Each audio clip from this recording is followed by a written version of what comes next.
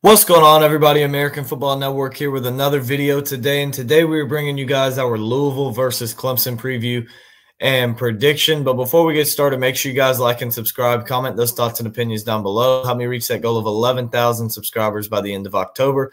Check out the description for links to our shop, podcast, website, Patreon page, and our college football roundup channel. Also, at the top of the description, you will see a link, sign-up link for Parlay Play. Check that out. They'll give you a 100% deposit match plus $5 of free play that you can turn into 15 withdrawable dollars, and all that was for free. It's as simple as choosing more or less on your favorite player stats for the game. So check them out, and let's go ahead and get started with today's video. So Louisville versus Clemson. This game will be this Saturday, November 2nd. It'll be the 7:30 game on ESPN. Clemson comes in 10.5-point favorites. The over-under set at 61.5. Louisville coming into this matchup 5-3 overall, 3-2 in the ACC. They got a win over Austin Peay week 1, 62-0. Beat Jacksonville State 49-14 and Georgia Tech 31-19. Then in their first road game, went on the road to Notre Dame, lost that one 31-24, then came back home and lost to SMU 34-27. Beat Virginia on the road, a nice bounce back 24-20, but dropped one to Miami, 52-45, and then beat Boston College on the road 31-27. Clemson coming in at 6-1 on the year, 5-0 in the ACC. Lost to Georgia week 1, 34-3, but since then it's been lights out for this team. Beat App State 66-20, beat NC State 59-35, a win against Stanford 40-14. Then went on the road for a 2-game stretch against FSU and won 29-13, and against Wake Forest beat them 49-14.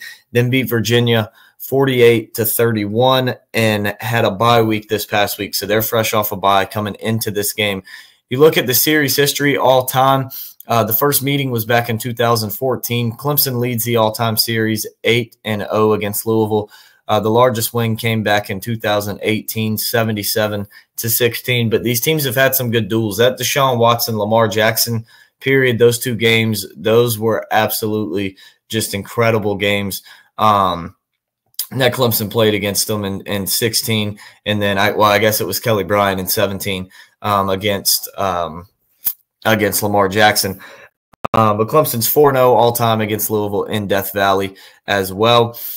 Let's run through the stat leaders real quick before we get to our biggest 3 keys to the game. So you look, Tyler Shue comes in, and he's a legit NFL quarterback for Louisville. He comes in 175 of 272, 2,300 yards, 20 touchdowns to 5 interceptions. Isaac Brown, the running back, 86 carries, 649 yards, and 6 touchdowns. And Ja'Cory Brooks, the ACC's leading receiver, 44 receptions, 799 yards, and 8 touchdowns. So he's averaging a touchdown about every 100 yards. That's pretty good for a wide receiver. You look for Cade Klubnik, 146 of 219, comes in as the leading passer for the Tigers, 1,836 yards on the year for him, 20 touchdowns to just 3 interceptions. Phil Maffa coming in 105 carries, 682 yards, and 6 touchdowns. Antonio Williams, the leading receiver, 28 receptions, 393 yards, and 5 touchdowns for the Tigers on the year.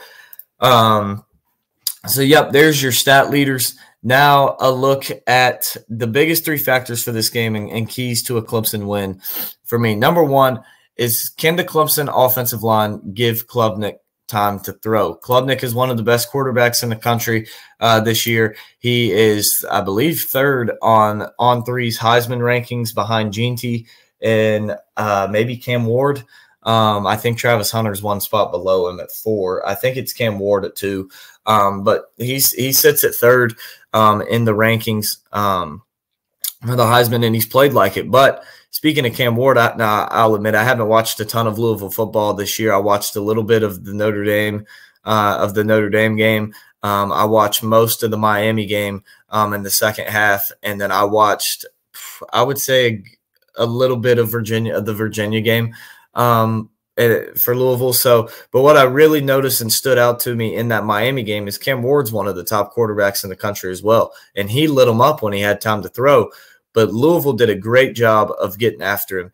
and making them feel pressure there, especially a little bit there in the second half, which would slow Miami's offense down some. Now, Miami was ultimately able to respond and still ended up winning the game, but that was something Louisville did a good job of. So that's why, for me, the number one factor is the Clemson O-line giving Klubnik time to throw. Yeah, he's one of the better quarterbacks in the country, but none of that matters if he's laying on his back, getting sacked or getting hit multiple times throughout the game. So that is something that the Clemson offensive line is going to have to do. They're going to have to give him time to throw the football. Moving on to our second key to the game for the Tigers. For me, I have that one. The defense has got to stop Ja'Cory Brooks. He comes in the leading receiver for not just Louisville, but the ACC in total, and he's up there in the national rankings as well. I haven't looked. He might lead the country in receiving. I think he's going to be behind a few guys, but he's probably in the top 10 with basically 800 yards on 44 catches. So they're going to have to stop him. Like I said, he leads the ACC in receiving. When you look at Clemson against other number one wide receivers this year, though, they've done a pretty good job against them. You look week one against Georgia, Dominic Lovett. Now, Georgia's a little bit different. Who's really the number one receiver there? They have so many, some guys been kicked off the team, been arrested. I would say Oscar Delp is probably their best weapon, but he wasn't playing that game. So Dominic Lovett had 3 catches, 33 yards, no touchdowns. You flip the page to NC State, Casey Concepcion, 5 catches, 40 yards, no touchdowns.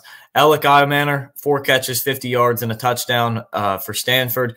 And then Malachi Fields in Clemson's most recent game, he kind of lit him up a little bit. His stat line looks okay, 3 catches, 65 yards, and a touchdown. But he had that big catch and touchdown on the second string. So for the most part, Clemson's done a good job of shutting down the number one receivers. So if they can, obviously this will be the best one.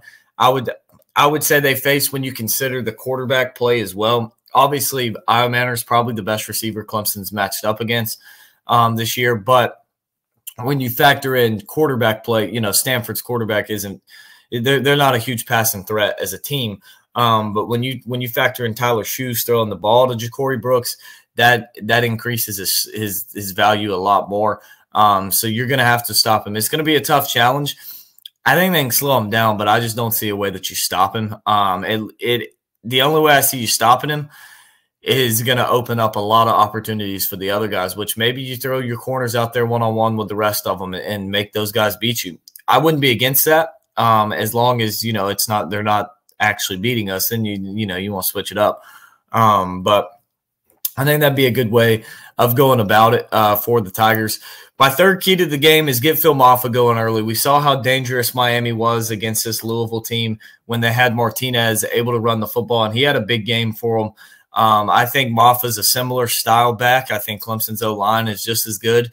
I think that the Tigers can get Phil Mafah going early. I would expect a 100-yard game out of him. I'm thinking at least 75, 80 yards on the ground for Mafah on like 20 carries. I would expect him to get. And if you can get him going early in the game, help open up that pass rush, help open up that pass game, and help eliminate some of that pass rush from Louisville instead of them just pinning their ears back coming after Klubnik. I think that's when you can really start to beat them. And hopefully for this game, Bryant Wesco will be back for the Tigers. As we saw, he missed, let's see, what was it? I think the Florida State game. Or got injured in that one. I know he was out against Wake Forest and against Virginia, so it's been 3 weeks for him to recover. Hopefully he'll be good to go. I haven't seen anything that he isn't, so hopefully he'll be good. Maybe get Tyler Brown back as well. He's a guy he's been kind of banged up, played a little bit on and off since that App State game. He was the go-to guy last year for us. It's kind of similar to Antonio Williams last year. He was the go-to guy his freshman year. Last year was injured and beat up all year. So hopefully Tyler Brown can get back out there and make an impact. But definitely want to have Wesco back. But seeing those two guys out, Antonio Williams has been balling all year long. Brandon Stool getting a lot more targets and a lot more of a threat down the field. And then you factor in too TJ Moore, the other freshman. He's really been stepping up and making some big-time plays for this team. I believe he was the leading receiver against Virginia, had the big touchdown catch as well. So you're seeing some other guys step up. So hopefully Wesco will be back. But if not, I'm not all that worried seeing the way that some of these, even Stellato and Cole Turner, have really been stepping up as well. for the Tigers these last few weeks. So I'm not really worried offensively if Wesco isn't able to play, but you want to have that deep threat guy who you just let loose, just run past everybody on the field. So now to my score prediction. Mentioned earlier, the over-under set is 61.5. Clemson's favored by 10.5. I have the Tigers just barely covering that one. I think they get the win 45-34. I think there's going to be some offense in this game. Much like we saw with Miami, Louisville. I think that both these offenses are high-powered. They're pretty good. I think Clemson's defense is going to slow Louisville, has a better chance of slowing Louisville's offense down than the other way around. But I think there's going to be some points put up in this game. And I have the Tigers getting a win at home 45-34.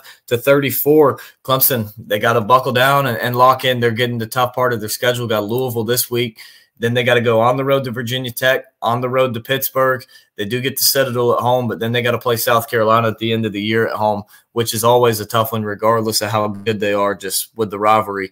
Most years they suck, but, it's always a bit of a difficult game, one you're a little bit nervous about going into just because of the rivalry. So the Tigers got to lock in. They got to go win out to potentially get in the the ACC championship. There is a big game this weekend in the ACC, Pitt at SMU. Both of these teams are unbeaten, so one of them is going to have a loss in conference play. Both unbeaten in conference play. Pitt is undefeated. SMU lost earlier in the year to BYU. But SMU is also unbeaten in the ACC, which could be huge because if Clemson wins out, that would have them beating Pitt. If SMU wins out, that would have them beating Pitt, so they would be eliminated. Miami wins out in the ACC. You're going to have a three-way tie, 3 unbeaten teams in conference play, and I believe that would leave the Tigers out, which I still think they could get in the playoff, going that route. I still think they could get in, but you don't want to play around and play those games. You want to just go win the ACC. So hopefully Pitt can knock off SMU this weekend. And the Tigers, their main focus just has to be keep winning each week. They've been rolling here recently. Hopefully that continues out of the bye week. But that's going to wrap up today's video. Make sure you guys like and subscribe. Comment those thoughts and opinions down below, and we will